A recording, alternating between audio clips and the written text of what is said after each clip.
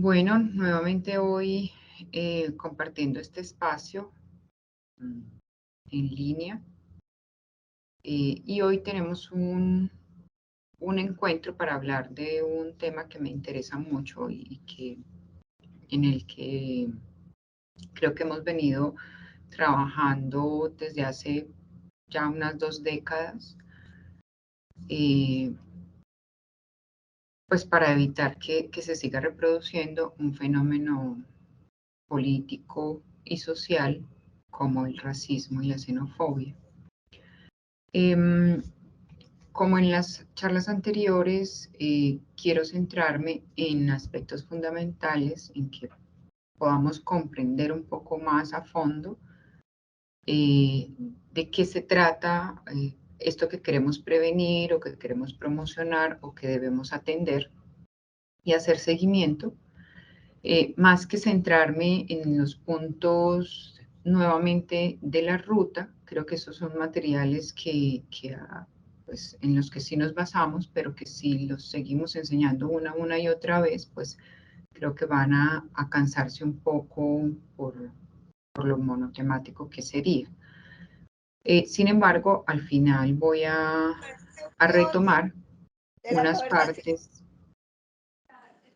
partes del protocolo. En este caso, la guía nos va a decir que el enfoque aquí va a estar centrado en la promoción de la diversidad y en la prevención del racismo y de la xenofobia. Entonces, al final sí vamos a hacer algo sobre eso. Pero en la parte inicial vamos a descubrirnos un poco como comunidad, como tejido social, qué es lo que ha pasado un poco con el racismo y cómo podemos comprender que ha sido o que es o que sigue siendo un error seguirlo reproduciendo y que hay muchas formas de continuar esta forma de discriminación.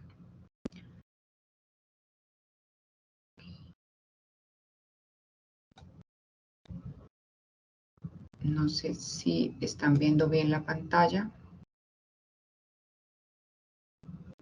Si están viendo la diapositiva. Sí, señora. Sí, diapositiva. Listo. Que me interesa dejar abierto el chat para leerlos y poder tener la posibilidad de que compartamos algunas preguntas que están dentro de la presentación. Ok. Bien. Aquí retomamos un poco el protocolo, la ruta, ¿no? El primer paso, que es la promoción, como les decía, en estos dos temas, que es racismo y xenofobia, vamos a estar centrados más en lo que es la promoción y la prevención, insistiendo un poco que somos nosotros como docentes, directivos docentes o como docentes orientadores, quienes debemos empezar a preguntarnos sobre nuestros prejuicios, sobre nuestros valores y cuánto esfuerzo a veces tenemos que hacer para que nuestro esquema de valores personales no se vea completamente reflejado y no sea los principios con los cuales nosotros estamos acompañando en la formación a los estudiantes. Dentro de la promoción, entonces, creo que ya hemos abordado esto del desarrollo socioemocional de alguna manera en cada uno de los encuentros que hemos tenido. Entonces, la promoción son las mismas acciones de promoción que sirven para trabajar cualquiera de las situaciones, ¿no? A veces hay proyectos transversales en los cuales nosotros podemos incluir la promoción de temas específicos porque estamos promocionando principios como tal. Por ejemplo, el martes que nos reunimos para hablar sobre sexualidad, la educación integral en sexualidad, cuando hablamos sobre la prevención del suicidio, también hablamos sobre el tiempo escolar de calidad como docentes, que incluso el ambiente y el contexto educativo sea un ambiente agradable que les permita también fortalecer el sentido de vivir, ¿no? Y que eso también depende de la forma en la que nos relacionamos. El involucramiento parental, ¿no? Cómo generar participación también de los padres y cómo muchos de estos temas, y eso va a aparecer en la infografía del kit de herramientas de convivencia escolar, cómo podemos también acercar para que los padres y madres o cuidadores y cuidadoras empiecen también a cambiar ciertos esquemas de valores. El desarrollo socioemocional y ciudadano, que también lo hemos venido abordando de a poquitos en cada una de los encuentros. La participación estudiantil, también fundamental, porque muchas veces son los estudiantes los que nos enseñan estrategias y a veces nos dan ideas muy importantes de cómo abordarlos, de cómo escucharlos, porque cada generación tiene que ir adaptándose a un contexto actual, ¿no? Nosotros quizás tenemos recuerdos de lo que nosotros vivimos en nuestra infancia y nuestra adolescencia, pero es completamente distinto a lo que hoy día ellos están viviendo. Los estilos de vida saludables, que básicamente se modelan en términos de que puedo mostrar con mi forma de vivir también, con mi estilo de trabajar de una manera sana, con salud mental, con salud física. También a los estudiantes les estamos enseñando esto. Creo que hay un gran porcentaje, por ejemplo, de los docentes que no a veces ni siquiera aceptan las incapacidades o que permanecen dentro de las instituciones trabajando a pesar de que su salud física o su salud mental no está bien. Entonces, creo que eso también es parte de la enseñanza que podemos mostrarle a los estudiantes, ¿no? Y lo que nos convoca hoy, que es el reconocimiento y la valoración de la diversidad. Ahorita vamos a ver qué es eso. El segundo paso de nuestra ruta, entonces, que es la prevención, que es específica para cada situación. Ya abordamos consumo de sustancias psicoactivas cuando, no recuerdo exactamente la fecha, pero nos reunimos para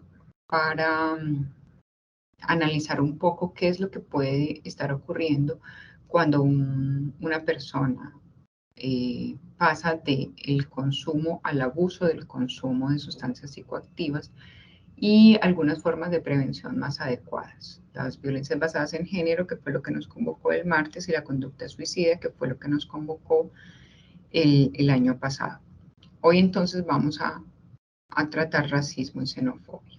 El tercer paso de nuestra ruta, que es la atención, cuando ya hay unos casos específicos que requieren unas actividades, unas acciones adicionales, pero siempre, lo he insistido, desde un manejo pedagógico, ¿no? Siempre desde conservar la claridad de nuestra competencia como docentes en lo que está ocurriendo, ¿no? Y el cuarto paso, que es el seguimiento, que es como una espiral que vuelve a comenzar, porque aquí vamos a ver nuevamente que para el seguimiento es importante promover las redes de apoyo, fortalecer la promoción y la prevención, hacer ese seguimiento personalizado de los estudiantes que han tenido situaciones de vulneración de sus derechos o que han estado dentro de situaciones tipo 1, por ejemplo, que son situacionales, que son de una única vez, que también podemos hacer seguimiento. Así hemos logrado como comité de convivencia o como docentes mejorar las causas que llevaron a la afectación del conflicto. Bueno, aquí empezamos entonces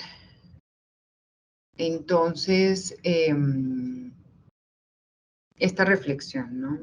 Y yo quiero que un poco como la metodología que hemos usado, de unas respuestas cortas en el chat, no las alcanzo a leer todas a veces cuando escriben muchas personas, pero sí me gustaría alcanzar a leer pues las primeras 5, las primeras 7, con esta pregunta. Por favor, piénsense un momento,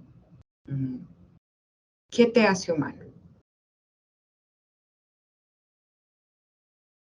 Lo primero que se viene a la mente, ¿qué te hace humano?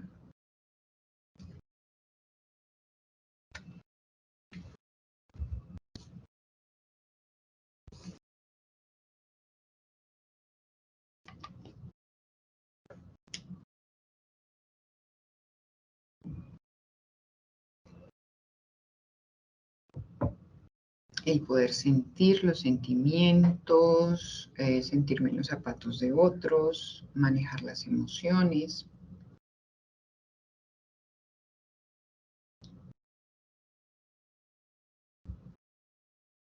La diferencia entre los otros seres.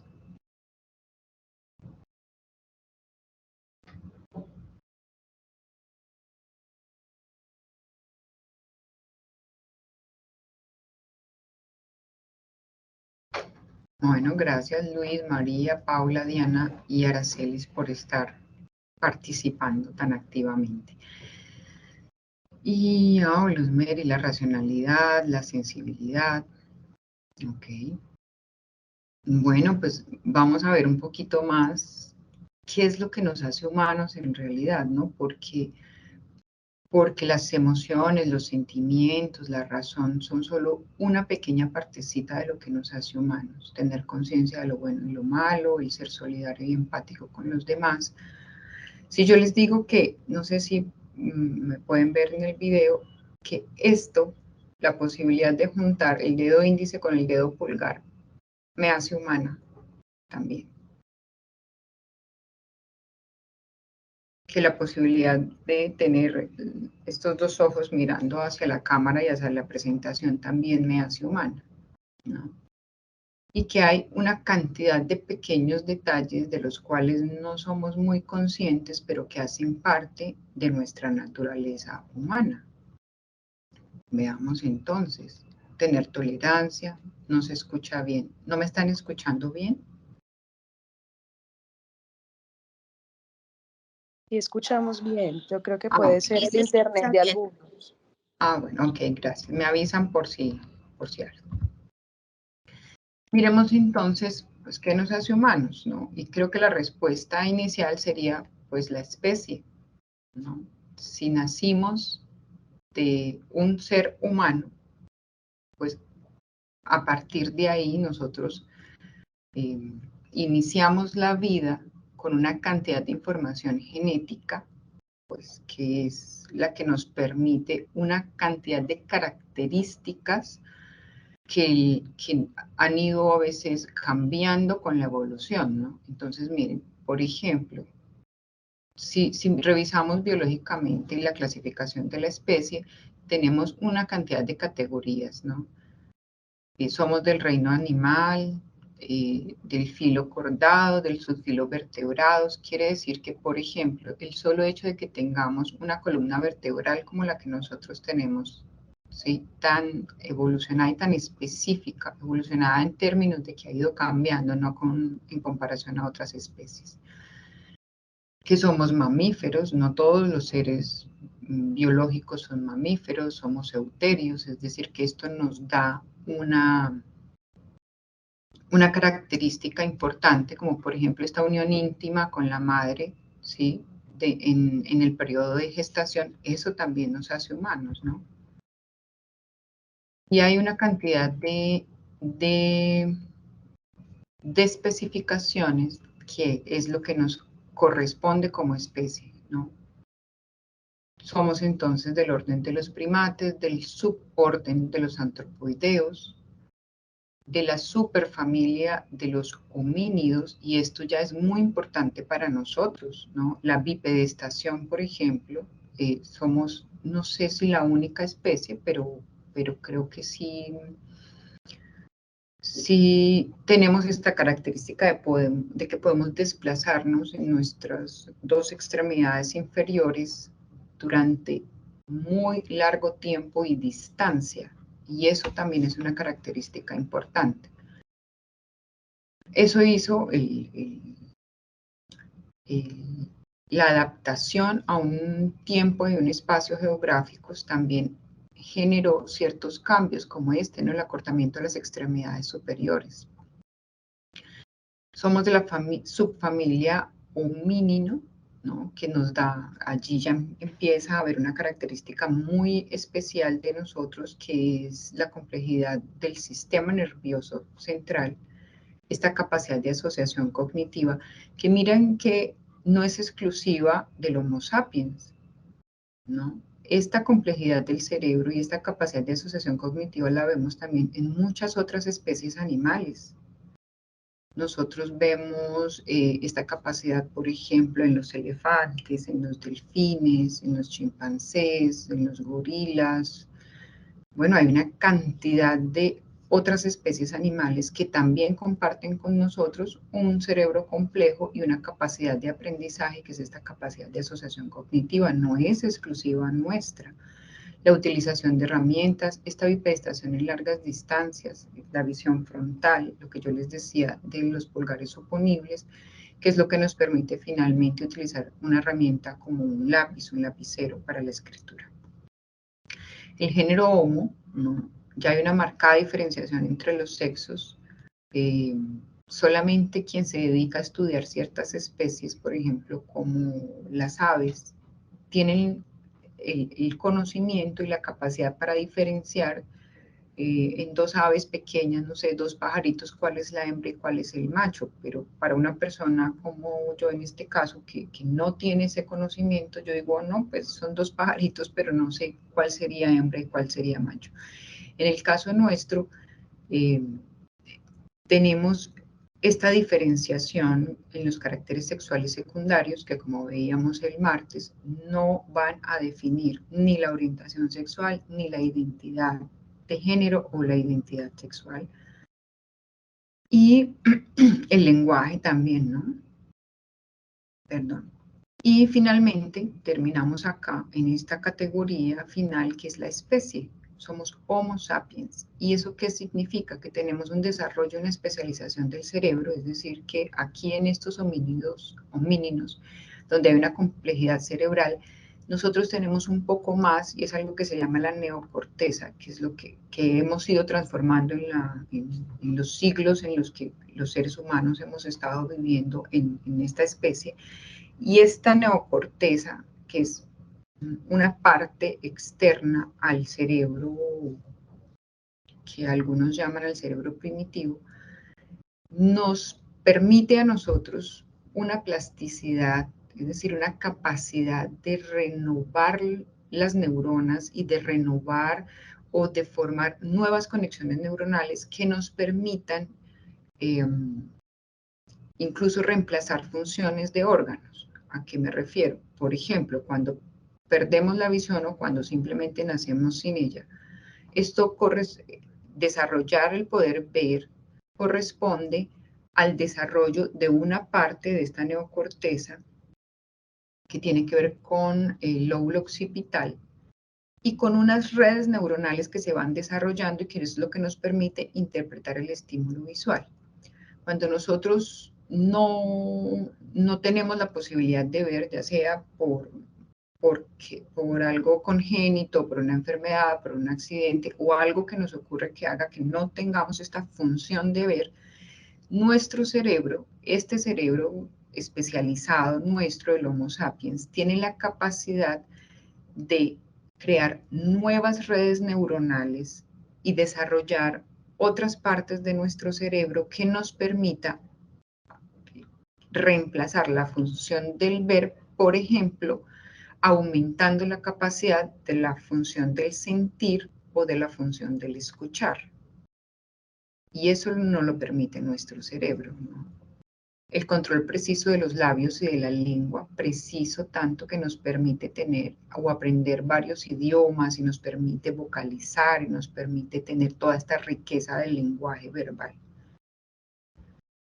Somos la especie con un cerebro que retiene las características juveniles durante más tiempo, ¿no? Nosotros somos de la especie que tardamos más, casi 2 décadas en terminar nuestro desarrollo para una vida completamente autónoma e independiente, y que cuando esto se altera por alguna razón, seguimos necesitando la ayuda y la compañía de otras personas, pero somos la especie que más tarda en desarrollarse por completo y en desarrollar todas las características.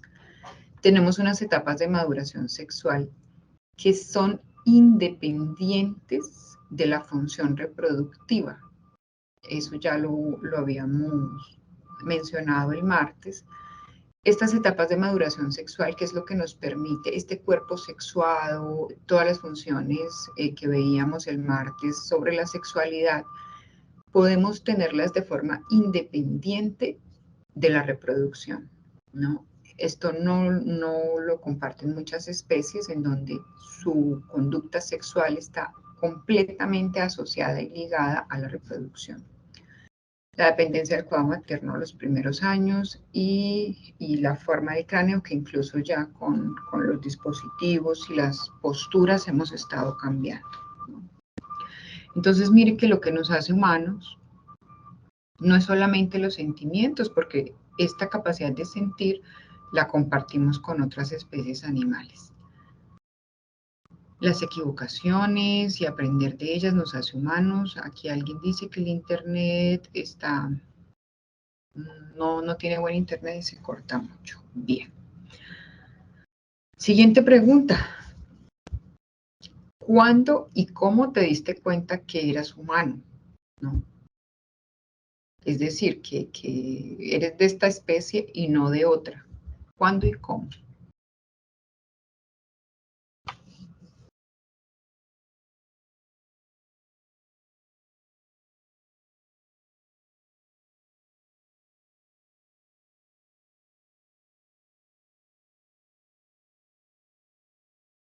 Compartiendo con los demás, dice Paula.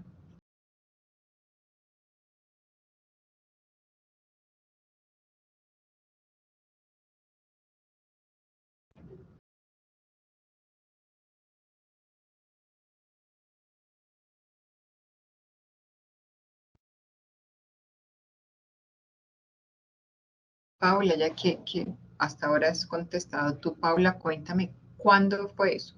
¿Cuándo te diste cuenta? ¿Qué edad tenías?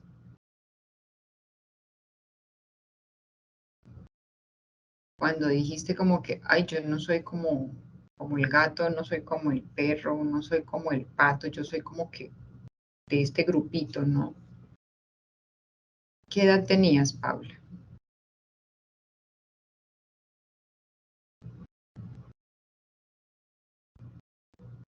Sí, más o menos qué edad tenías cuando ocurrió eso. Eliana dice que al ir al jardín, es decir, Eliana, cuando tenías como que 4 años, ¿te diste cuenta? Paula dice, yo creería que por ahí a los 5. Sí, miren, esta respuesta es única. Yo la he hecho en muchas ocasiones. Paula dice que de pronto más bien como a los 3, ¿no? Araceli dice que hasta los 9 años, miren, lo interesante. Cuando he trabajado en algunas actividades esta misma pregunta, las respuestas son completamente diferentes y diversas. Incluso he obtenido respuestas como de, no, pues a los 22 años cuando se murió mi papá o cuando se murió mi mamá, empecé a sentir algo como que me reflejaba y por qué sentía este dolor y me doy cuenta, tomo la conciencia de que soy de esta especie o que el dolor del otro se refleja en mí, por lo tanto ese dolor del otro me hace darme cuenta que somos iguales, ¿no? En términos de unas características de funcionamiento. Dice Luz Mary, en mi caso por ahí a los 3 años, y eso porque mi mamita me decía, tú eres una niña pensante, no eres la mascota. Ay, qué belleza de mamá, ¿no? Miren eso. Sí, en efecto, somos seres vivos y al inicio de nuestra vida no hay mayor capacidad de diferenciar, ¿no? Entonces, si ustedes han tenido la oportunidad de tener mascotas y bebés o niños pequeños, el trato que le dan los niños pequeños o los bebés a los animales o las mascotas es casi que exigiéndoles que hagan lo mismo que hacen ellos, ¿no? A veces, afortunadamente, los animales les tienen bastante paciencia a los bebés, o especialmente las mascotas, porque los bebés tienden a exigirle a los animales que hagan lo mismo, ¿no? Que se acuesten o que se paren o que jueguen de la misma forma y hay un momento en el que se dan cuenta que como que no, esto no está ocurriendo, esto no pasa pero esta conciencia de que somos de esta especie, de que somos humanos y de que eso nos permite tener unas características propias, a veces tenemos que sentarnos a pensar cuándo ha ocurrido eso. Por aquí dice como a los 4 años. Muy bien. Entonces esta especiación, y mire que esto es una fuente, creería yo que muy antigua, de Encarta, que me encantaba esa enciclopedia. La especie es un grupo de organismos que se caracteriza por tener una forma, un tamaño, una conducta y un hábitat similares. Mira, no dice iguales, similares, y porque estos rasgos comunes permanecen constantes a lo largo del tiempo, ¿no? Yo no sé exactamente, si alguien lo sabe, por favor, me cuenta cuántos años llevamos nosotros como especie. Creo que todavía no hemos encontrado pues los años que llevamos como especie, es decir, que hemos permanecido constantes con estas características a lo largo del tiempo. Una especie biológica se define como un grupo de poblaciones naturales cuyos individuos son capaces de aparearse entre sí y producir una descendencia viable, ¿no? Dice más de 2000 años, dice Araceli. Ok. Ahora se les dice, mi compañerita lloraba mucho y yo la animaba a salir adelante. Si ese reflejo que nos da el otro nos genera esta conciencia de que somos humanos. Stuart Mill y McBear nos dicen esto: una individuación máxima corre pareja con una socialización máxima, pues del mismo modo que el hombre no puede realizar, aquí en lugar de hombre tomé la cita, pero sería ser humano, no puede realizar por completo sus potencialidades inherentes a su naturaleza sin la ayuda de la sociedad no puede sacar lo mejor de cada uno de sus miembros más que si les permite realizarse plenamente y les concede toda su ayuda en este sentido. Entonces, estas características, ¿no?, que pasamos de generación en generación en nuestra especie, nos permiten una posibilidad de individualización, es decir, de tener una identidad única, ¿no?, de individualizarnos, de alcanzar una autonomía y una capacidad de considerarnos uno solo, ¿no?, un individuo como tal que hace parte de una comunidad o de una sociedad. Pero esta especie y las características que tenemos nos permiten esa individualización. También nos permite una plasticidad que comporta nuestro cerebro, es decir, que nos permite adaptarnos. Somos una especie con un sistema nervioso central que nos permite adaptarnos a innumerables situaciones y condiciones. Es decir, nosotros como especie podemos adaptarnos, por ejemplo, a vivir en Alaska o a vivir en el trópico, en el Ecuador, no sé, en Yopal, Casanare, donde yo viví tantos años. Esta capacidad nos permite una posibilidad de adaptación que también nos permite una variabilidad, es decir, que nosotros podamos no solo ir cambiando en términos de desarrollo físico, sino que también nos permita cambiar de ideas, cambiar de gustos, cambiar de intereses y que nos podamos adaptar a ciertas situaciones para poder sobrevivir. No hay mejor ejemplo en este momento que la pandemia que acabamos de atravesar nosotros, ¿no? Ya otros seres humanos habían atravesado otras pandemias, pero a nosotros nos tocó incluso tengo amigos que les tocó de la tosferina, ¿sí? Y bueno, y esta, entonces ya van como dos pandemias. En nuestro caso, la pandemia nos pone a prueba todas nuestras potencialidades humanas en el sentido de que muchos tuvimos que aprender de un momento a otro una cantidad de uso de tecnología para poder seguir conectados, para poder seguir trabajando, para poder comunicarnos con seres queridos que no estaban cerca. Tuvimos que aprender nuevas formas de cotidianidad que creo que hoy día ya van a quedar con nosotros.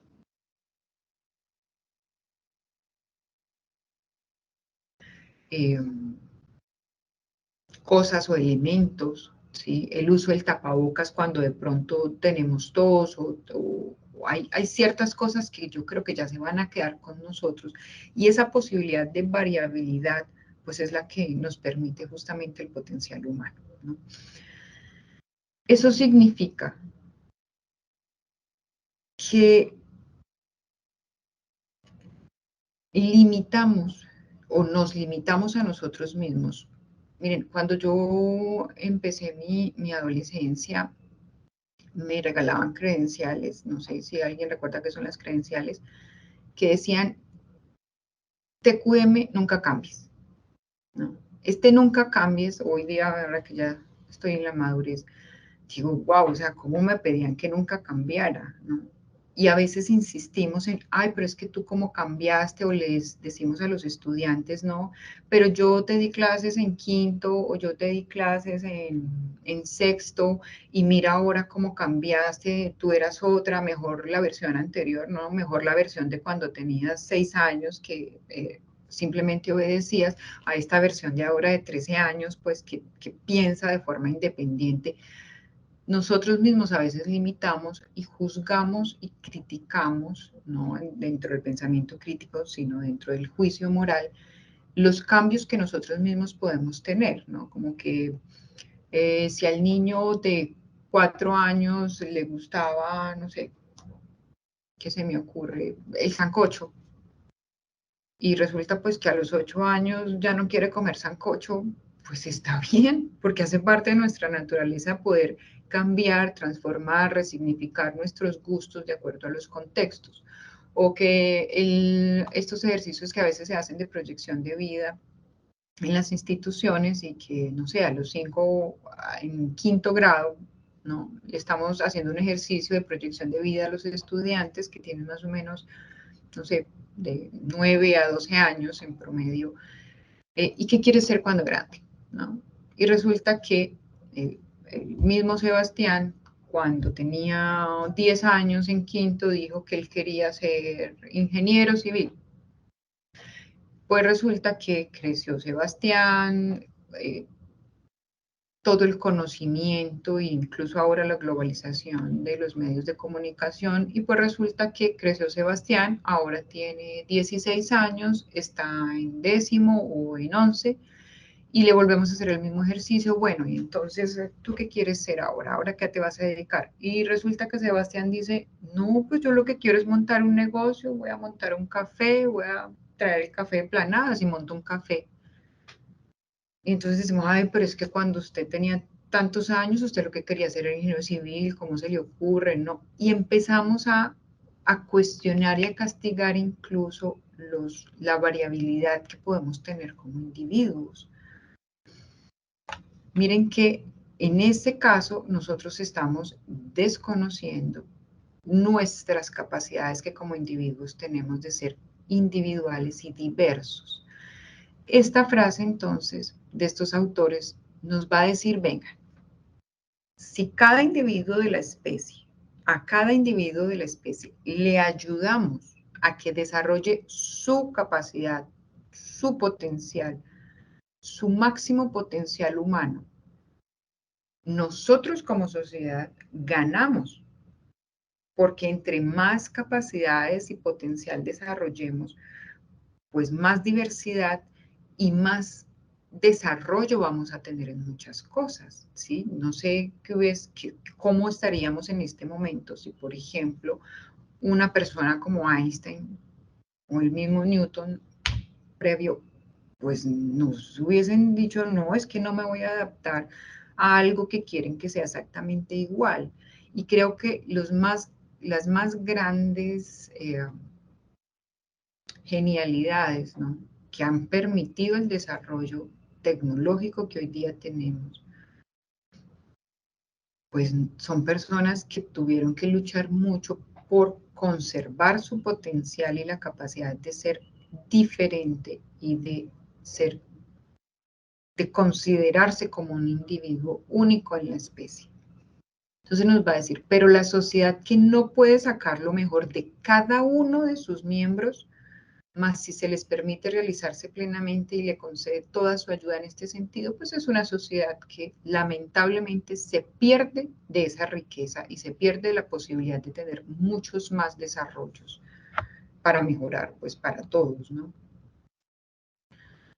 George Severo, que es un psiquiatra, es un etnopsiquiatra, antropólogo y psiquiatra, nos dice, por el contrario, una sociedad enferma no puede tolerar la individualización ni las sublimaciones individuales. Además, anima la desdiferenciación, la desindividualización, la supresión, la represión, las formaciones reactivas y otras manifestaciones regresivas de otro tipo. ¿Qué nos está diciendo aquí de Vero? De Vero nos está diciendo, mire, tenemos un potencial. Ese potencial nos permite llegar a ser completamente diferentes, diversos, tener capacidades distintas, pero a veces las sociedades, y él llama a esto sociedades enfermas, no toleran las diferencias. Miren, hace poco fui una anécdota para describirles cómo de verdad todavía hacemos esto, ¿no? Fui a una peluquería pues para que me cortaran un poco el cabello. Me lavaron el cabello, me hicieron el corte. Cuando yo me doy cuenta por el espejo que tenía al frente, la persona que estaba prestándome sus servicios, de inmediato fue cogiendo el secador y un cepillo de estos grandotes, ¿no? Entonces me cogió un mechón de pelo y el secador a jalarme. Entonces yo le dije, no, ¿cómo qué vas a hacer? Me dice, pues cepillarte, ¿no? Yo, ¿cepillarme para qué? Me dice, pues para alisarle el pelo. Y le dije, no, pero es que a mí me gusta así. Entonces me dice, ah, bueno, pues quédese con sus crespos, ¿no? Incluso en ese tipo de características a las cuales tenemos derecho, cómo vestir, cómo portar este cuerpo sexuado, que era lo que veíamos el martes, empezamos a tener ciertas costumbres que reproducimos y reproducimos y reproducimos, porque no toleramos que una persona que tiene este potencial, tanto como yo, pues quiera ser distinto, quiera ser diferente, ¿no?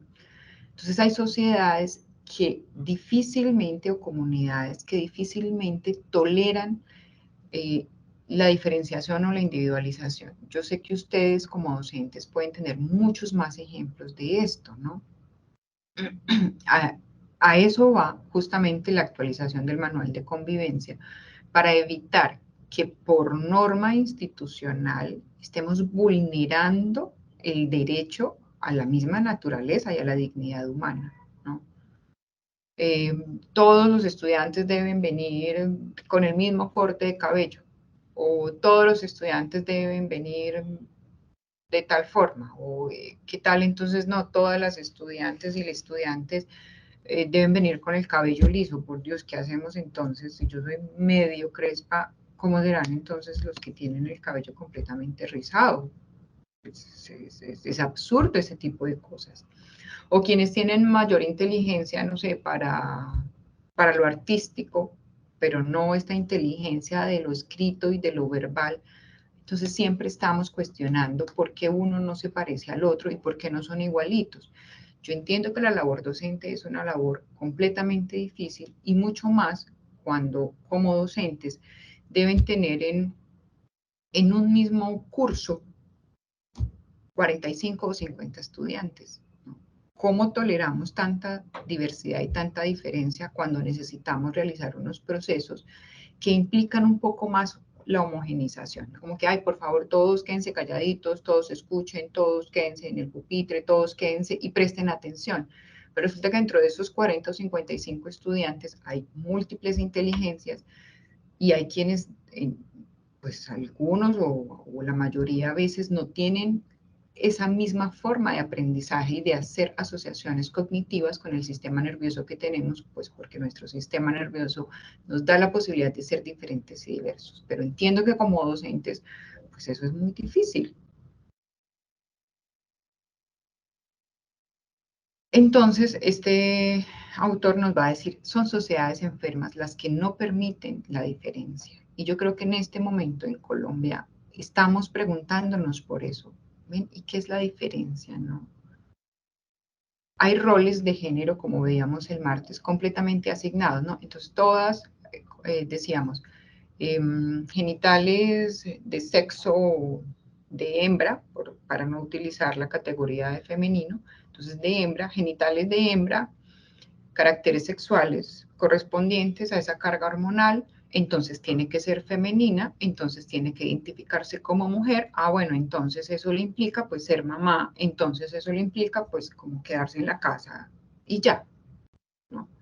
Entonces hay una cantidad de costumbres y de valores morales que lamentablemente lo que hacen es insistir en que deberíamos ser muy parecidos, así como en mi desconocimiento, para mí los canaritos se parecen todos, ¿no? Pues no se parecen todos, incluso he visto documentales en donde hasta las cebras, cada individuo de la especie puede tener características diferentes, pero si yo veo un grupo de cebras, para mí todos son iguales.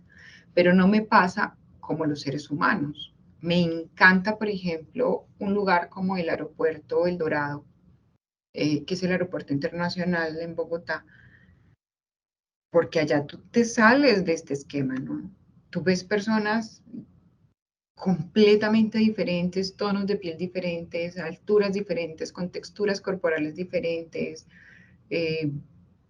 formas, ¿no? Características faciales distintas, idiomas diferentes, formas de vestir diferentes. Yo he visto personas incluso están en pijama para tomar su vuelo internacional de 14 horas.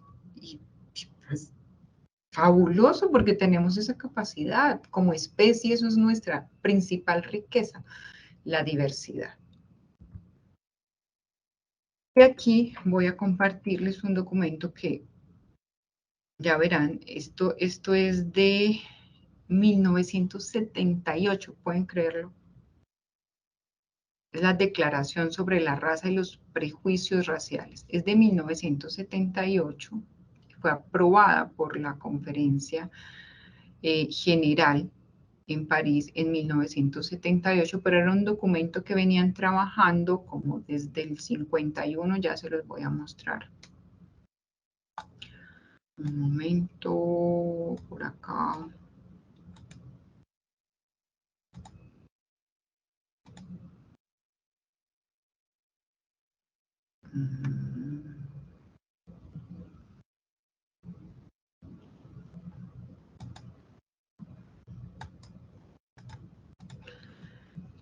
Un segundo, porque lo que quiero es mostrar el documento.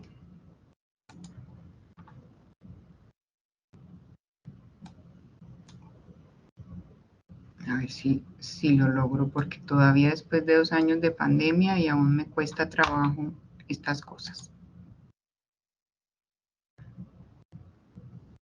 A ver.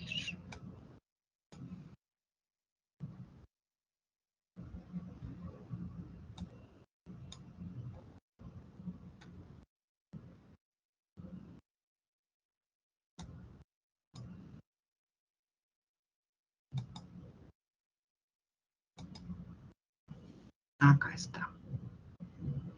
Bueno. Este documento, como les decía, es el documento sobre... No sé por qué no lo puedo ampliar.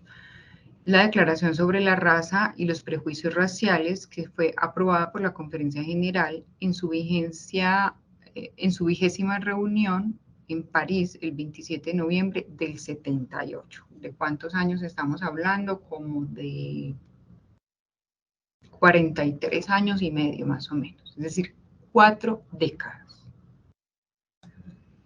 Y lo que quiero mostrarles es por aquí, que es la última, miren, desde antes del 51, esto lo pueden encontrar en la página de la UNESCO, De todas maneras, yo se los voy a pasar a Sara y a Ana María para que se los puedan enviar a sus correos. Pero lo que me interesa es que ustedes puedan ver cómo fue evolucionando el 51, esta es en el 64, y quiero que nos detengamos en la última, que es la del 67, creo. Sí, esa es la última, la del 67. Y esta del 67 fue aprobada en 1978. Y esta declaración de la UNESCO, no sé por qué no la puedo ampliar un poco más acá.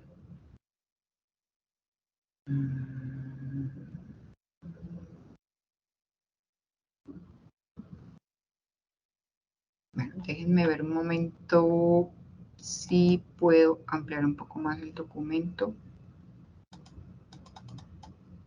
Sí, creo que ahí ya está mejor.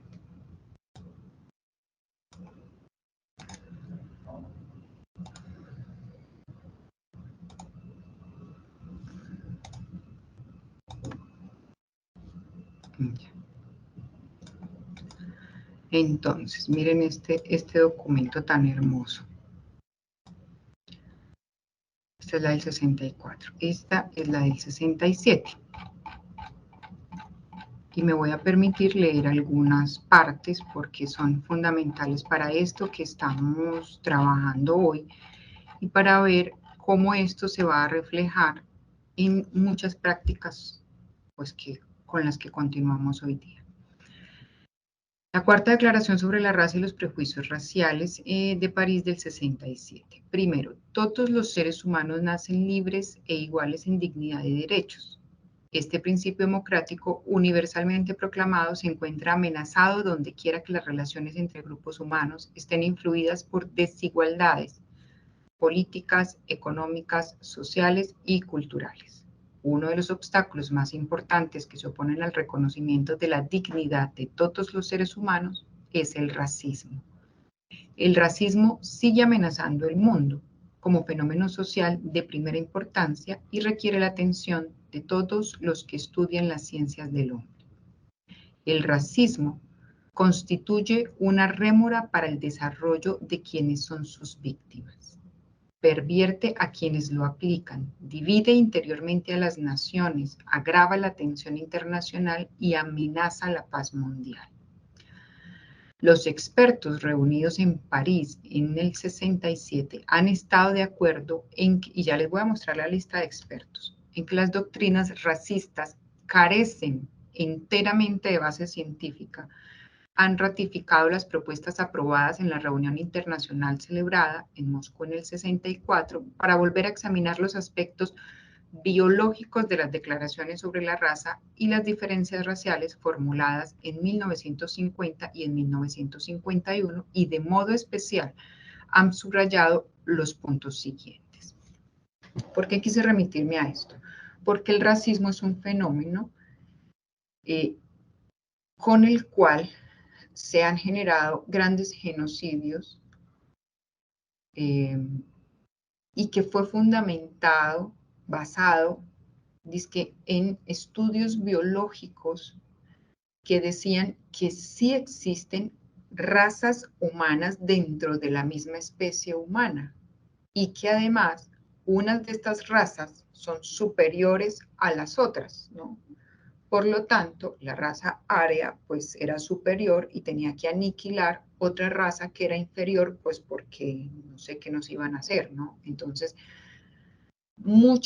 ese principio de creernos superiores por ciertos rasgos físicos o por ciertas características permaneció y ha seguido usándose, ¿no? Y miren lo que desde el 78 nos están diciendo, esto desde el 67 no es cierto. Biológicamente no es cierto que existan las razas humanas, pertenecemos a una sola especie. Todos los hombres que viven hoy día pertenecen a la misma especie y descienden del mismo tronco.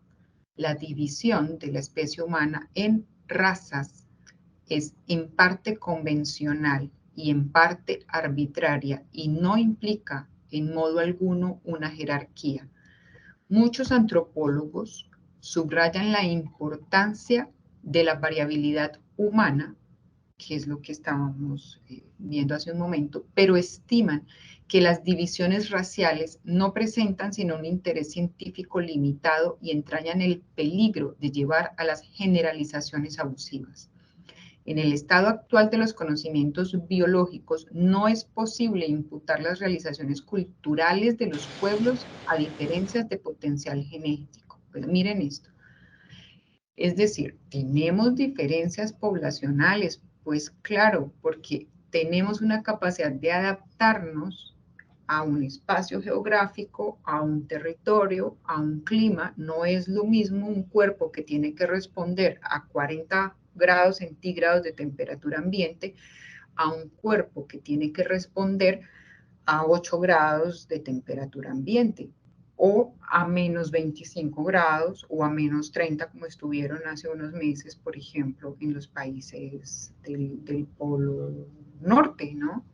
No es lo mismo, el cuerpo sí o sí se tiene que adaptar. Si yo me voy a quedar dentro de un área geográfica con unas condiciones medioambientales y biológicas, mi cuerpo empieza a cambiar. Entonces, nos reunimos por comunidades y poblaciones para poder sobrevivir y eso hace que estas reuniones de poblaciones pues empiecen a modificar el cuerpo y empiecen a tener unas características también distintas, pero tenemos el mismo origen. Entonces, esas diferencias de los pueblos, que además también son culturales, comemos diferente de acuerdo a las costumbres culturales, rumbeamos diferente de acuerdo a las costumbres culturales, curamos las enfermedades de forma diferente también, pero eso no significa que esa diferencia poblacional ya sea una raza. La diferencia entre los resultados logrados por diversos pueblos deben atribuirse únicamente a su historia cultural. Los pueblos del mundo parecen poseer hoy día las mismas potencialidades biológicas para alcanzar cualquier nivel de civilización.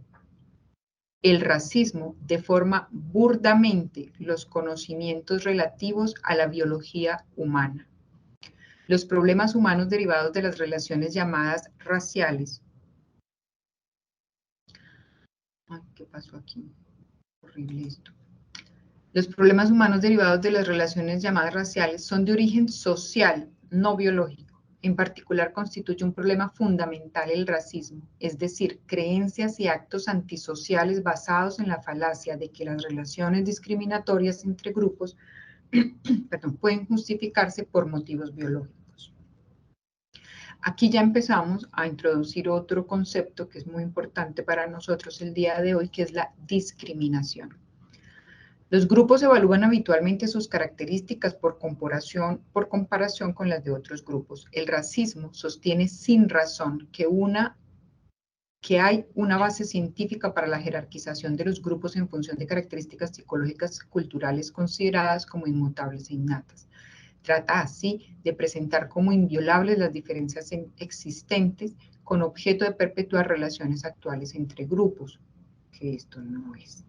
Enfrentando con la demostración de la falsedad de sus doctrinas biológicas, el racismo encuentra siempre nuevas estratagemas para justificar la desigualdad de los grupos.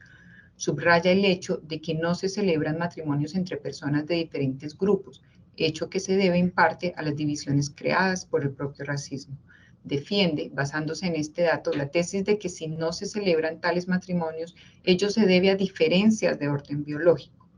Cuando no consigue probar que el origen de las diferencias entre los grupos es biológico, recurre a otras justificaciones, como la intención divina, en este caso la parte religiosa, diferencias culturales, disparidad entre los niveles de instrucción o cualquier otra doctrina o excusa, ¿no?, que puedan servir para enmascarar la persistencia de creencias racistas. Así, muchos de los problemas que plantea el racismo en el mundo actual no derivan únicamente de sus manifestaciones francas, sino también de las actividades de quienes practican la discriminación por motivos raciales sin querer reconocer que así lo hacen. El racismo tiene raíces históricas, no ha sido un fenómeno universal. Son numerosas las sociedades y las culturas contemporáneas que apenas presentan huellas de él. no ha sido perceptible durante largos periodos de la historia mundial. Muchas formas del racismo han derivado de las condiciones creadas por las conquistas, como nos ocurrió a nosotros, ¿no? Del deseo de justificar la esclavitud de los negros y sus consecuencias de desigualdad racial en Occidente y de las relaciones coloniales. Entre otros ejemplos, figura el antisemitismo, que ha desempeñado un papel particular en la historia, haciendo que los judíos sirviesen de víctimas propiciatorias a las que se cargaba la responsabilidad de los problemas y las crisis a las que se enfrentaban numerosas sociedades. Voy a leer estas dos últimas para continuar. La revolución anticolonial del siglo XX ha abierto nuevas posibilidades de eliminar el azote del racismo. En algunos países, antes dependientes, personas consideradas hasta entonces como inferiores han obtenido por primera vez la plenitud de sus derechos políticos. Por otra parte, la participación en pie de igualdad en la labor de las organizaciones internacionales de países que antes eran dependientes han contribuido mucho a socavar las bases del racismo. No obstante, hay en algunas sociedades casos de grupos que, habiendo sido víctimas de prácticas racistas, han aplicado en su lucha por la libertad doctrinas de resonancias racistas. Es decir, si habiendo sido discriminados nosotros, también terminamos continuando esa discriminación.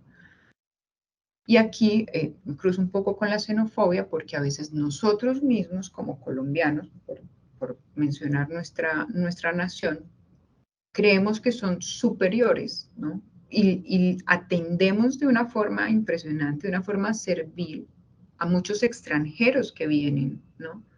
Y los atendemos como si ellos de verdad fuesen más que nosotros. No es que nosotros, pobrecitos colombianos, es que somos de este país, ¿no? Pues imagínense, ahí nosotros medio mestizos, medio de aquí, medio de allá, supuestamente porque somos una mezcla nosotros de razas, entonces consideramos muchas veces a los extranjeros como si fueran superior. O hoy día en la migración latinoamericana que se ha estado viendo, entonces, no, pues si es venezolano, no, ¿cómo así? Casi que los venezolanos son ya inferiores a los colombianos, ¿no? Entonces, no, no es que es venezolano. Y utilizamos estas categorías, a veces categorías conceptuales, nombres sustantivos, para peyorizar y para continuar estas prácticas racistas, ¿no? Si esto mismo lo aplicáramos el martes cuando veíamos la violencia basada en género, muchas de estas formas de discriminación también se ha perpetuado la violencia contra la mujer, ¿no? Ah, es que es mujer. Entonces vamos conduciendo, ¿no? Y me han gritado a mí también, ah, es que tenía que ser mujer. No, pero es que es una vieja, no sabe conducir, ¿dónde le regalaron el pase? ¿No? Y esto lo seguimos reproduciendo.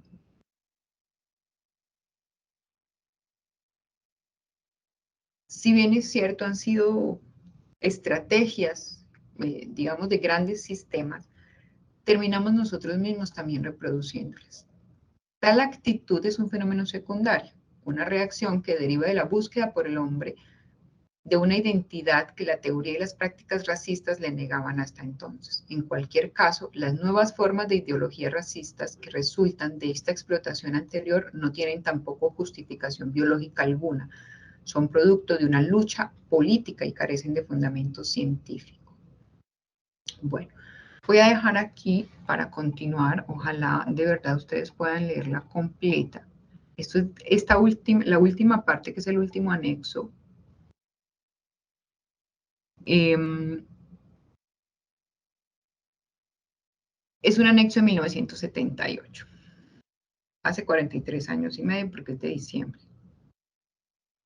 Pensemos cuánto nosotros hemos logrado, nosotros como ciudadanos, como seres humanos, pero aún más en el rol de docentes. ¿Cuántas personas de los que estamos aquí sabían esto? ¿Cuántos y desde cuándo nosotros seguimos reproduciendo esto, no? Y seguimos hablando de las razas humanas y seguimos celebrando el Día de la Raza como el día en que, no, pues nosotros somos un poquito inferiores o los indios o indígenas son un poquito como, sí, como de otra casi que de otra especie, ¿no? Es que no piensan mucho. ¿Cuántos de nosotros seguimos conservando y reproduciendo unos valores y unos prejuicios morales, continuando un sistema político que ha generado genocidios, ¿no? Y nosotros en nuestra cotidianidad lo seguimos haciendo? Yo no sé, por ejemplo, qué impacto tendría en los estudiantes si estudiáramos este documento con ellos, ¿no? Pero además haciendo la salvedad de que esto es de hace 48 años, 43 años, perdón, y que aún así seguimos reproduciendo estas cosas, ¿no? ¿Qué ha avanzado? Nosotros en Colombia hemos avanzado mucho, creería yo.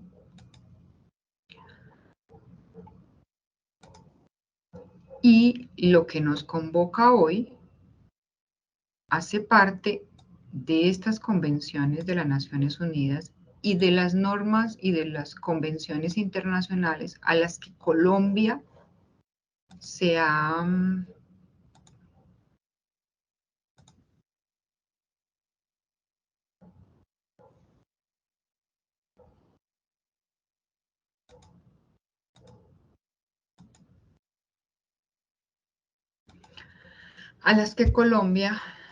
se ha unido y ha aceptado los principios y las condiciones de estas convenciones.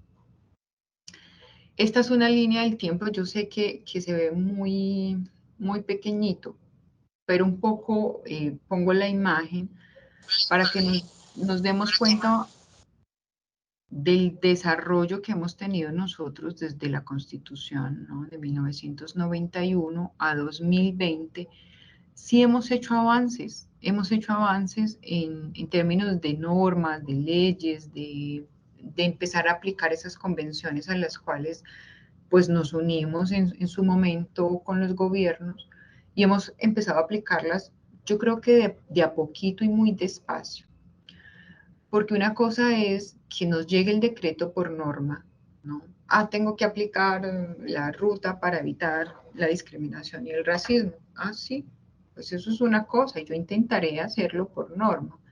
Y otra cosa es que nos ha faltado desde nuestra formación inicial, desde nuestra construcción como ciudadanos, pues el cambio de esquemas de valores. Y yo creo que hoy es el llamado a que ustedes como docentes, más que por norma, ¿no? Porque de verdad que son una cantidad de normas las que nos dicen que, incluyendo esta, miren, se modifica la ley de 1400, la ley 1482, me quedé con la idea de lo que nos hicieron del genocidio en la conquista, ¿no? Cuántos indígenas mataron porque se suponía que no éramos de la especie, para sancionar penalmente la discriminación.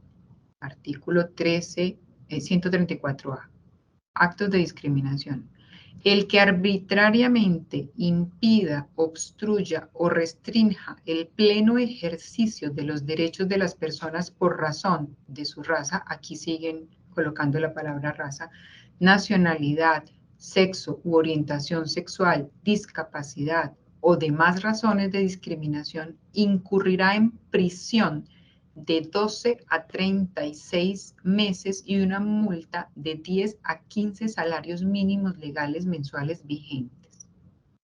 Es decir, que si yo pudiera tomar las placas de aquel conductor que se asomó y bajó su ventana para gritarme, ah, es que tenía que ser mujer, ¿dónde le regalaron el pase? Si yo tomara esas placas y pusiera una denuncia, a esta persona podrían encarcelarla porque ha cometido un delito y me ha discriminado por razón de género. ¿Qué es entonces la discriminación?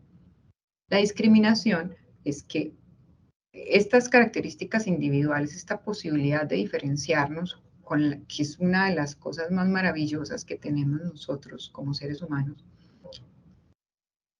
nosotros empezamos a decir, no, es que esta no es que es demasiado negrita, ¿no? A mí algún día me dijeron como que, ay, es que le falta como sol, ¿no?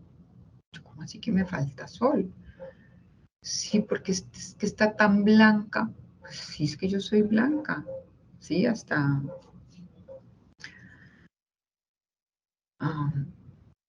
han utilizado palabras bastante peyorativas para que esta diferencia mía del tono de piel se utilice como una discriminación. No, entonces mejor no se ponga un vestido de baño porque alumbra, ¿no?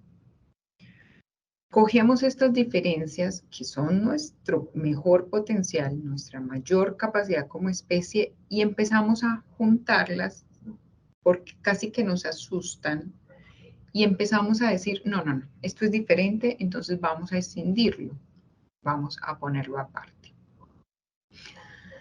Esto es tomado de la guía de los protocolos para la prevención de riesgo por situaciones que amenazan la convivencia escolar. Entonces nos dice que es muy importante que nosotros, que uno de los principios base de la educación y de la formación sea el reconocimiento y la valoración de la diversidad.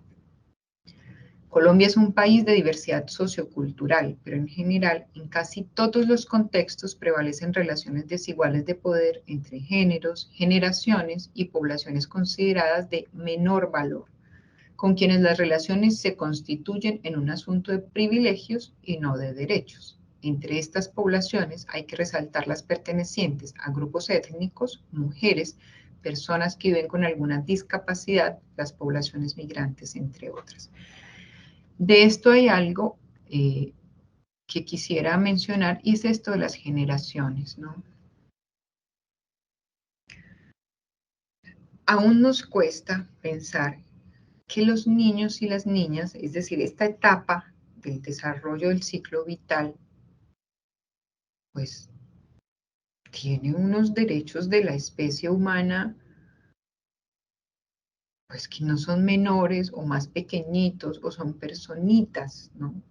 No son personitas y entonces, no, pues es que como es niño no se da cuenta, ¿no? No se da cuenta si estoy haciendo un chiste por su pelo, por su tono de piel, por su estatura, por su peso o por su procedencia. No es que son niños y ellos todavía no se dan cuenta, ¿no? Ya hace varias décadas se ha estado trabajando, incluso, o sea, estamos tan mal, miren, estamos tan mal que tenemos que poner una ley que diga interés superior del niño, la niña y el adolescente. ¿Cómo estaremos de mal? Que si no es por ley, entonces nosotros no reconocemos que los seres humanos tenemos los derechos, no derechitos, pues de una manera igual, con los mismos principios de dignidad y oportunidad, sin importar la edad, la etapa del desarrollo, el sexo o las características biológicas sexuales, el idioma. No. Entonces, muchas veces, porque los consideramos en una etapa anterior, consideramos que es una etapa inferior, ¿no?, del desarrollo.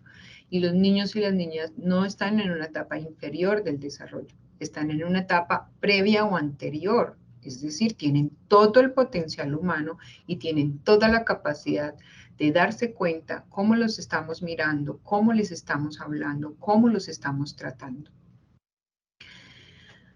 Las acciones contempladas en estos protocolos, y esto lo saqué directamente del documento, que ya una vez más pues insistimos que es parte del kit de herramientas para la convivencia escolar. Las acciones contempladas en estos protocolos constituyen una oportunidad para que el sector educativo identifique en sus contextos cuáles son estas poblaciones que pueden ser vulneradas, discriminadas o rechazadas y emprenda una labor de adecuación práctica basada tanto en sus necesidades como en sus capacidades para que sean pertinentes y efectivas en la erradicación de esas conductas excluyentes.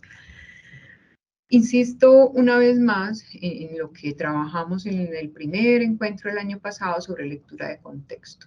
La lectura de contexto es el punto de partida. La pregunta de, bueno, aquí y ahora, ¿qué está pasando? qué recursos tenemos, esta situación de este grupo de estudiantes o de estos estudiantes o de este docente con un estudiante, esto aquí y ahora, ¿cómo lo podemos ver? Hay que ver el contexto. ¿Por qué? Yo he trabajado durante varios años también con etnoeducación. No sé, eso fue hace muchos años. Bueno, no sé, 15 años, quizás más de 15 años. Empecé a ir hasta las escuelas y hasta las veredas o hasta los resguardos para enseñar, no sé, para construir aprendizaje sobre lúdica, sobre algunas cosas. Estaba apenas construyendo todo esto tan hermoso que ahora es la educación propia. Pero pues yo igualita, ¿no? Iba blanquita, ¿no? Con el pelo medio crespo, muy blanquita. Y me encontraba en comunidades de docentes, educadores, de educadores y de comunidades étnicas. Los NASA, por ejemplo, ¿no? O en Collaima o en Ortega, que hay tantos cabildos.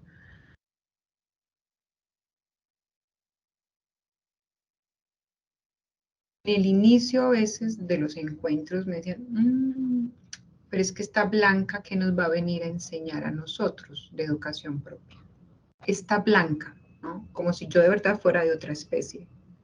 Como si yo no perteneciera y no compartiéramos el mismo potencial. Pero además, pues, ¿cuál blanca? Pues, más nacida aquí, pues, ¿de dónde? ¿Sí? Pero además es que no existen las razas, somos una sola especie. Entonces, cuando hablamos de lectura de contexto, es no pensar, no, ya, listo. Entonces ya tenemos definidas las poblaciones o los grupos que son de alto riesgo de vulneración por discriminación, ¿no? Ya están establecidos.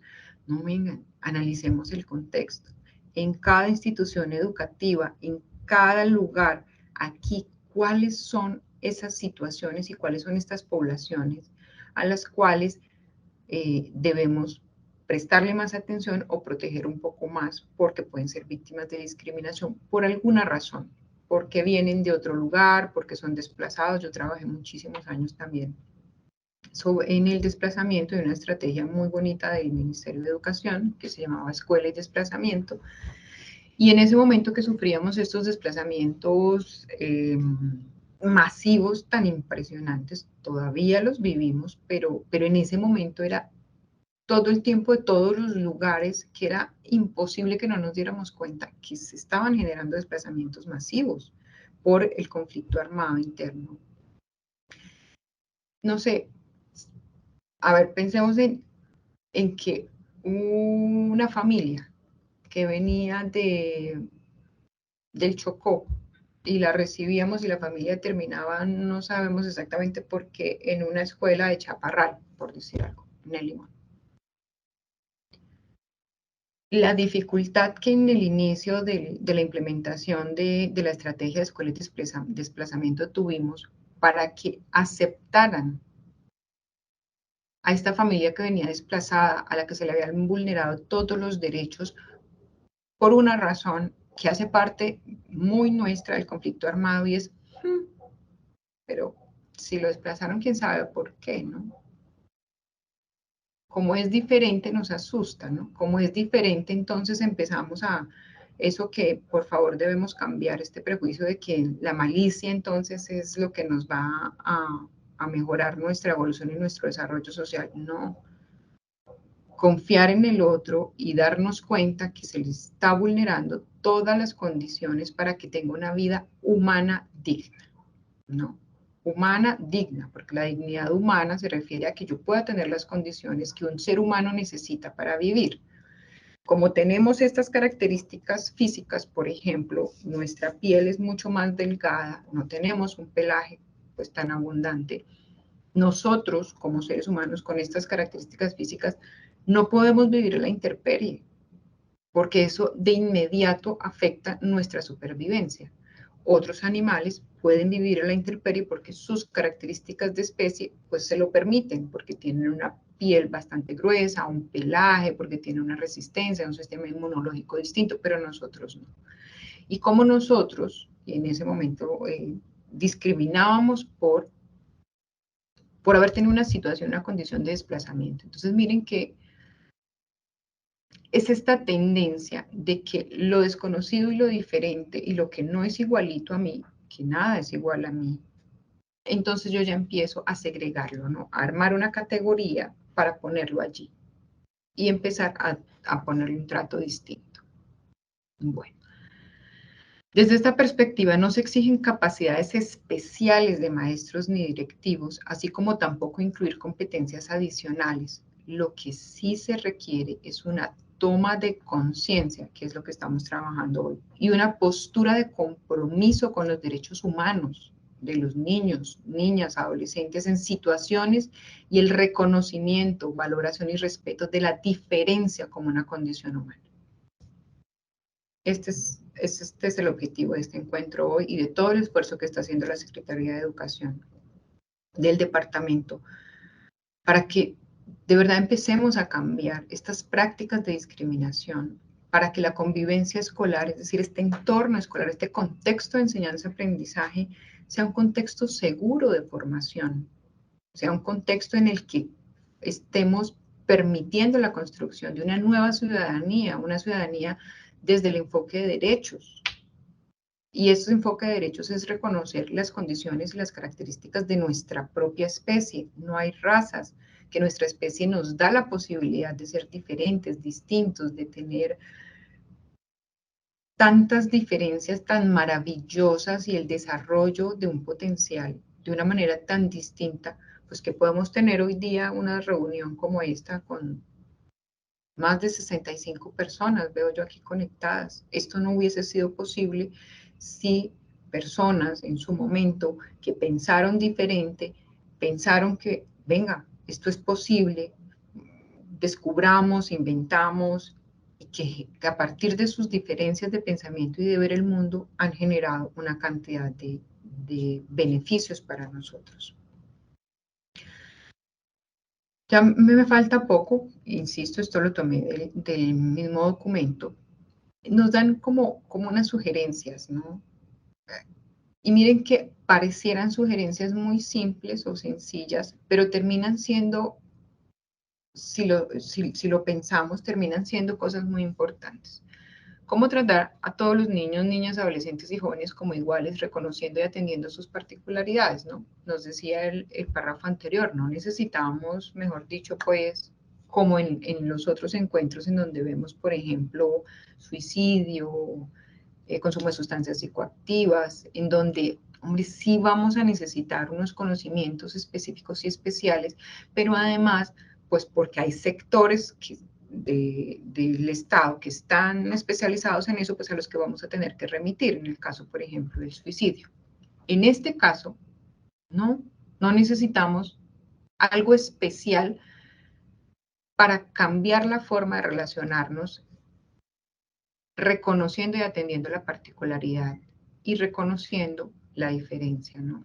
Independientemente de su condición o particularidad, todos los niños, niñas, adolescentes y jóvenes tienen iguales derechos y por tanto deben tener iguales oportunidades para el desarrollo, el aprendizaje y la convivencia. Por lo tanto, es fundamental. Miren esto tan sencillo, llamarlos por su nombre. Cómo llamarlos por su nombre puede prevenir la discriminación. No poner apodos ni etiquetas por su condición particular y tampoco apoyar a que otras personas de su entorno lo hagan. Por ejemplo, el afro, la niña de las muletas, el cieguito y una cantidad de apodos, ¿sí?, o de estereotipos que se utilizan para nombrar a las personas con características distintas. Clave, llamemos por su nombre.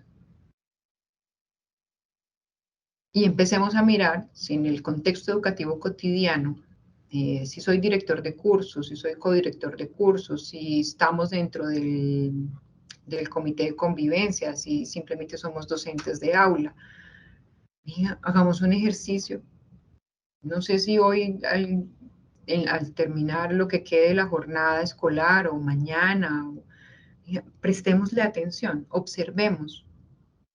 Yo como docente o entre ellos, ¿se están llamando por su nombre o se están llamando por apodos?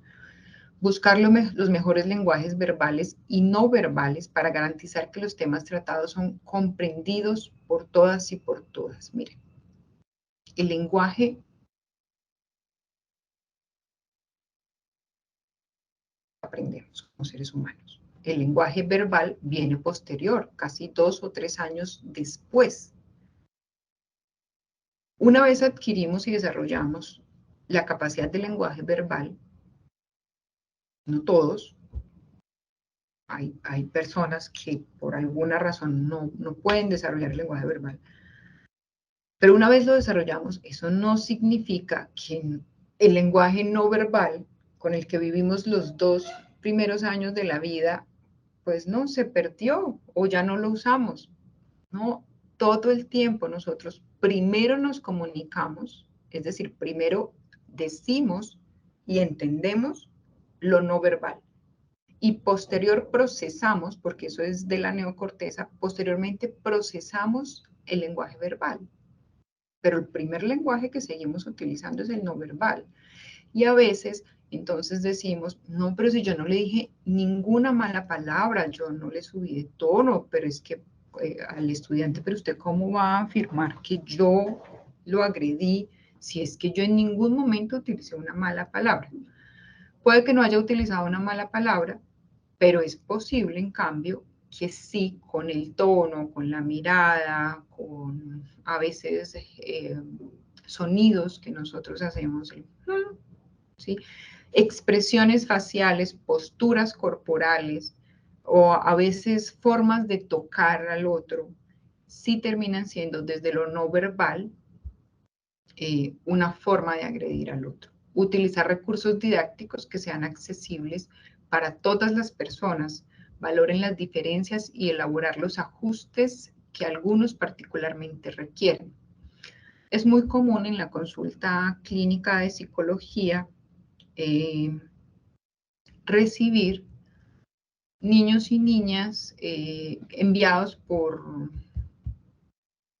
docentes, ¿sí? Por bajo rendimiento escolar. Miren, yo me he encontrado en evaluaciones, ya no me dedico tanto a esto, pero en evaluaciones por bajo rendimiento escolar, niños de 7, 8 años que no ven bien, que tienen un problema de miopía o hipermetropía y que simplemente no pueden y no alcanzan a ver al tablero y que su bajo rendimiento escolar tiene que ver con una condición y no con un problema de inteligencia, un problema de desarrollo cognitivo, o un problema de rebeldía o de mal comportamiento, o un problema de disciplina. Entonces, a veces es muy importante reconocer en los estudiantes cuáles son sus particularidades, incluso para las capacidades de aprendizaje.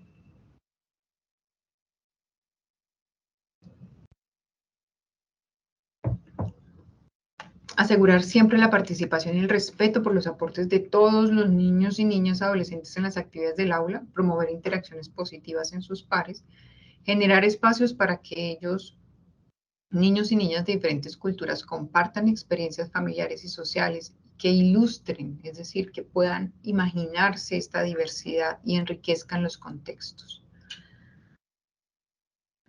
Aquí hay una sugerencia sobre grupos étnicos.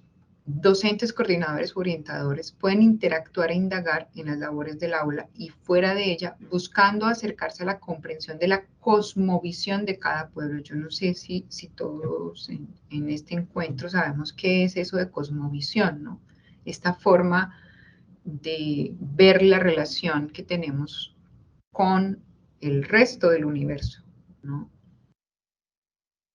Los comités escolares de convivencia pueden gestionar acciones con el apoyo de las directivas docentes y de ser pertinente con el Comité Territorial de Convivencia, buscando acercamiento y coordinación con autoridades y líderes indígenas y afrodescendientes para profundizar en la comprensión de la cosmovisión de cada pueblo, buscar alternativas para la realización de acciones interculturales y o intergeneracionales en la institución educativa como forma de reconocimiento del valor de los saberes y las prácticas ancestrales que son tan importantes.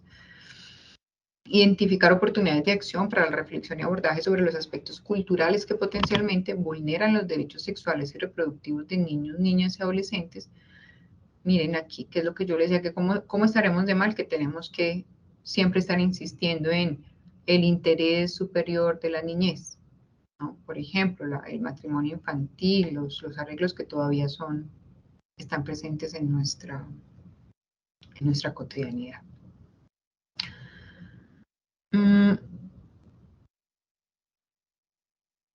Esto un poco lo que les comentaba ya en situación de desplazamiento o migración. Los niños, niñas, adolescentes y jóvenes migrantes se enfrentan a situaciones de alta vulnerabilidad debido a su situación de movilidad, transhumancia, ruptura de las relaciones familiares y comunitarias, entre muchas otras, que lo hacen más vulnerables ante las múltiples situaciones de riesgo que frente a las vulneraciones de derechos y a las violencias de género, en particular a las violencias sexuales. La vinculación y permanencia de niños y adolescentes migrantes a una institución educativa en los sitios de asentamiento, así sea temporal, se constituye además de una responsabilidad por la garantía de un derecho básico y fundamental como es la educación, en uno de los factores protectores, razón por la cual es importante que docentes y directivos consideren algunas medidas como las siguientes: desarrollo de acciones específicas para evitar la discriminación y facilitar la integración social y cultural. Brindar todos los apoyos para que tengan trayectorias educativas completas. Implementar o gestionar estrategias de apoyo psicosocial para su apoyo y su acompañamiento.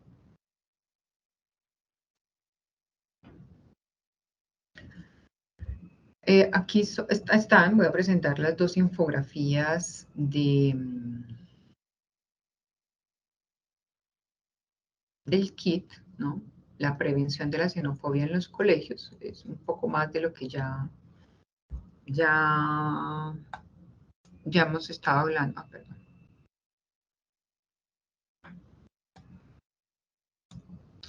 El migrante se enfrenta a un entorno desconocido, no sabe cómo funciona la escuela, los sistemas educativos son diferentes en cada país y eso representa para los estudiantes obstáculos culturales y académicos.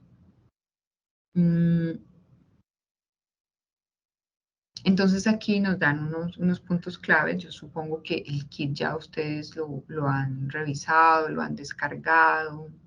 Entonces no quiero como repetir y repetir una vez más los materiales pues que ya tenemos. Y la Escuela Libre de Racismo, ¿no? Que ya sabemos que es algo que se ha venido trabajando desde varias décadas, pero que todavía nos falta mucho por implementar. No asumas como algo normal la discriminación racial y étnica. Cuando hablamos de que las razas no existen, no. El racismo como tal ha existido y existe como un fenómeno, ¿sí?, político y social para la discriminación. Es un fenómeno que no podemos negar, sino que todo lo contrario debemos estudiar, reconocer y ver para no seguirlo repitiendo y para que nuestros estudiantes que están en formación tengan realmente la construcción de una base sólida para que ejerzan una ciudadanía completamente distinta. Bien, y eso es todo lo que tenía por compartirles.